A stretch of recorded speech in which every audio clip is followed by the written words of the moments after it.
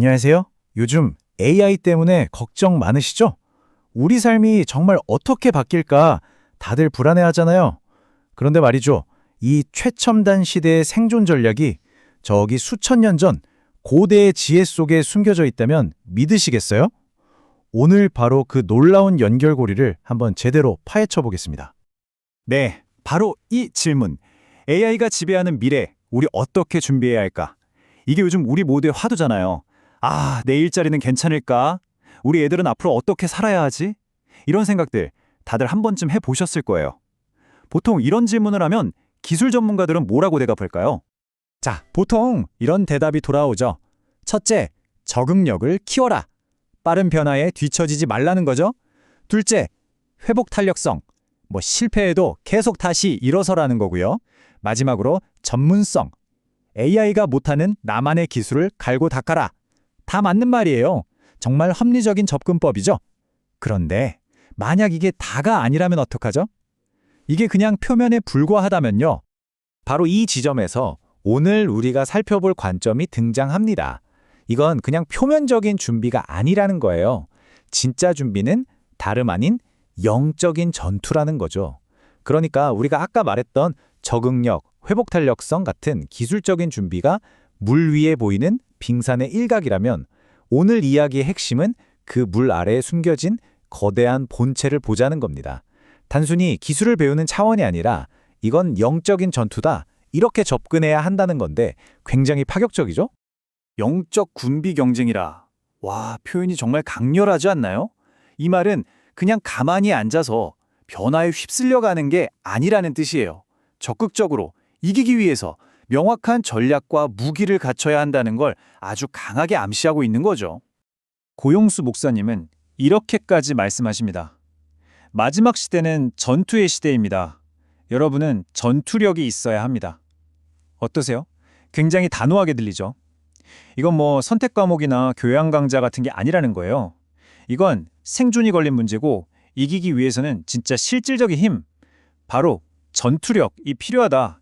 이렇게 선언하는 겁니다. 그래서 이 전투에서 이기려면 뭐가 필요할까요? 바로 두 가지입니다. 첫 번째는 전략. 이건 핵잠수함에 비유할 수 있어요.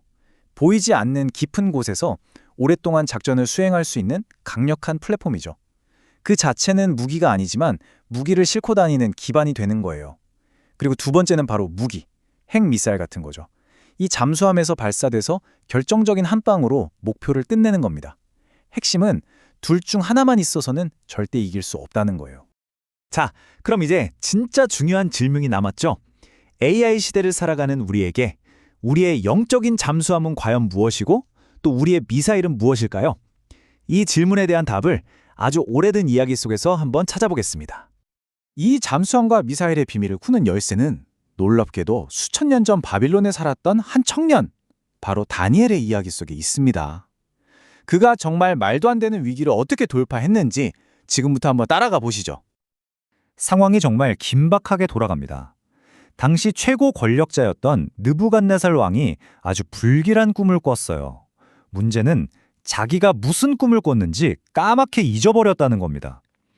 그런데도 현자들을 다 불러 모아서는 자기가 꾼 꿈이 뭔지 그리고 그 해석이 뭔지 둘 다 알아내라고 명령해요. 이게 말이 되나요? 진짜 불가능한 요구죠. 만약 실패하면 다니엘을 포함해서 나라의 모든 현자들을 다 죽여버리겠다고 합니다. 그야말로 목숨이 경각에 달린 상황이었어요. 자, 여기서 잠깐만 멈춰서 생각해 볼까요? 여러분이 만약 다니엘이었다면 이런 말도 안 되는 상황에서 가장 먼저 뭘 하셨을 것 같으세요? 다니엘의 첫 번째 행동이 정말 의외입니다. 그는 혼자서 막 머리를 쥐어뜯거나 왕에게 달려가서 제발 살려주세요 하지 않았어요. 그 대신 아주 조용히 자기 친구들이 있는 집으로 돌아갔습니다. 이 엄청난 위기 앞에서 그가 가장 먼저 찾은 것, 그게 바로 공동체였던 겁니다. 아, 이제 감이 오시죠? 바로 이겁니다. 다니엘의 보이지 않는 핵잠수함. 그의 근본적인 생존 전략은 다름 아닌 그의 친구들, 즉 참된 공동체였던 거예요. 근데 왜 하필 공동체일까요? 다니엘의 뛰어난 개인적인 능력이나 지혜가 아니라 왜 공동체가 궁극의 전략이 되는 걸까요? 이 부분을 조금만 더 깊이 들어가 보죠. 성경에 이런 말이 있습니다. 세 겹줄은 쉽게 끊어지지 아니하느니라. 이게 바로 집단적인 힘의 원리를 보여주는 거죠. 한 가닥 한 가닥은 쉽게 끊어지지만 여러 겹으로 꼬이면 엄청나게 강해지잖아요. 특히 요즘처럼 모든 게 파편화되고 개인이 고립되기 쉬운 시대에 혼자서는 거대한 변화의 물결에 그냥 휩쓸려가기 쉽지만 함께 단단히 엮인 공동체는 충분히 맞서 싸울 수 있다는 겁니다. 자, 좋습니다. 그럼 우리의 전략 플랫폼 잠수함이 바로 공동체라는 건 이제 알았어요. 그럼 이제 그 잠수함에서 발사할 결정적인 무기는 과연 무엇이었을까요? 다니엘과 그의 친구들이 그들의 잠수함, 즉 공동체라는 든든한 기반 위에서 발사했던 결정적인 미사일은 바로 합심 기도였습니다. 그들은 그냥 각자 기도한 게 아니라 함께 모여서 한 마음으로 집중해서 기도하는 것을 선택했던 거죠. 이 관점에서 보면 이렇습니다. 물론 개인의 노력도 중요하죠. 그리고 공동체가 서로 지지해주는 것도 큰 힘이 됩니다.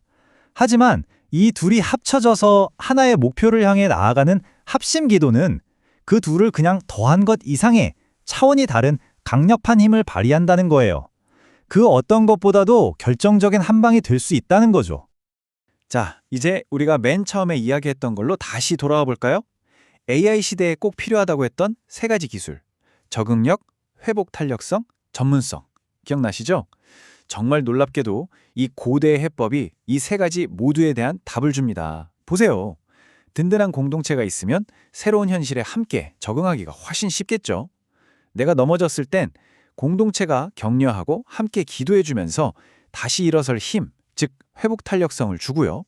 마지막으로 신앙 공동체 안에서 하나님이 주신 나만의 재능과 목적을 발견하고 키워나가면서 진짜 대체 불가능한 전문성을 갖추게 된다는 겁니다. 정말 기가 막히게 연결되지 않나요? 결국 오늘 이야기의 핵심 메시지는 이겁니다.